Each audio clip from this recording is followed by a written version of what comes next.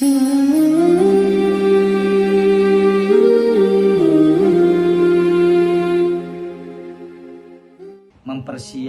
diri kita untuk menemui yang namanya kematian. Apa yang kita bisa bawa? Tidak ada.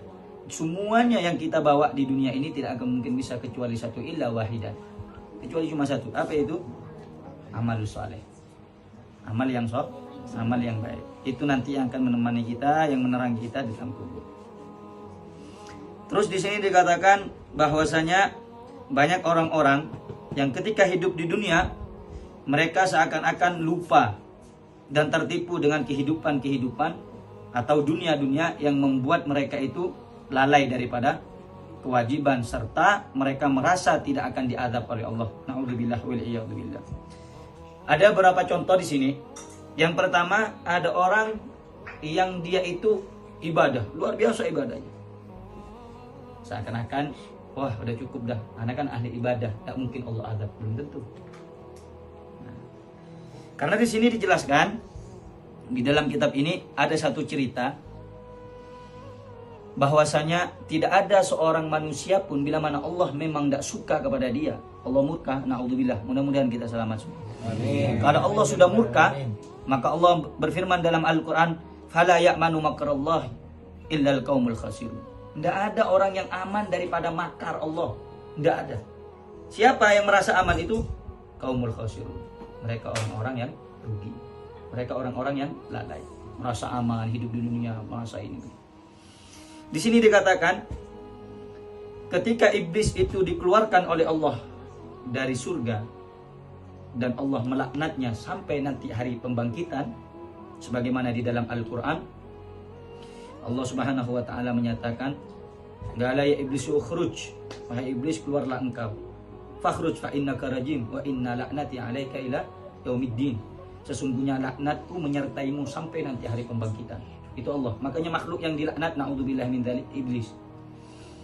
Ketika iblis dilaknat, dikutuk dan diusir dari surga, maka wa tafiqa Jibril wa Mikail yabkiyan. Jibril, malaikat Jibril dan malaikat Mikail alaihi wassalam, keduanya itu datang.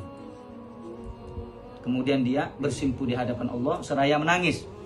Fa'auhallahu subhanahu ilaihima. Allah mewahyukan kepada dua malaikat tadi. Malakuma tabkiyan. Apa yang membuat engkau ini menangis? Wahai Jibril dan Mikail. Qala ya Rabb, ma na'manu makraka. Wahai Tuhanku, tidak ada yang membuat aku menangis, cuma satu. Aku tidak merasa aman daripada makarmu, daripada murkamu, daripada azabmu. Faqala Allah Ta'ala hakadha. Beginilah bila mana aku sudah tidak meridhoi dan tidak menyukai seorang makhluk, aku akan memberi hukuman kepadanya. Malaikat, kita kan tahu malaikat ya. Malaikat itu nggak pernah melakukan dosa karena malaikat tidak punya nafsu, cuma punya akal. Kalau kita punya akal, punya nafsu. Kalau binatang punya nafsu, nggak punya akal. Malaikat Jibril, kita tahu malaikat Jibril itu adalah malaikat yang paling dekat dengan Allah, itu Jibril. Sampai tugasnya pun tugas paling mulia apa? Tugasnya membawa wahyu kepada setiap para nabi dan rasul sesuai zamannya, sampai di akhir malaikat Jibril ditutup dengan daripada risalahnya Nabi Muhammad SAW. Nah, itu dia.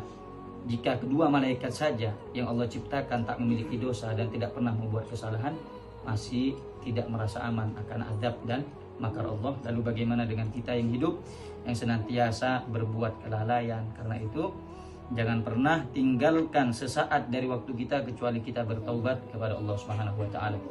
Allah Subhanahu wa taala berfirman dalam Al-Qur'an, "Fatubu ilallah ayyuhal mu'minun la'allakum tuflihun."